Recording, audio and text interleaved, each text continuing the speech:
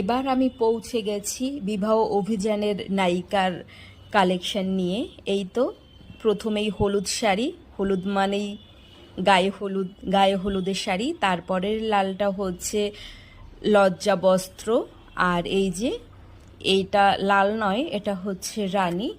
এই রানীটা আর পাশে একটা লাল আছে, এই দুটোর মধ্যে একটা হচ্ছে ভাত কাপড়ের শাড়ি। তখন ভেবে দেখা যাবে কোনটা ভাত কাপড়ের সঙ্গে দেওয়া হবে।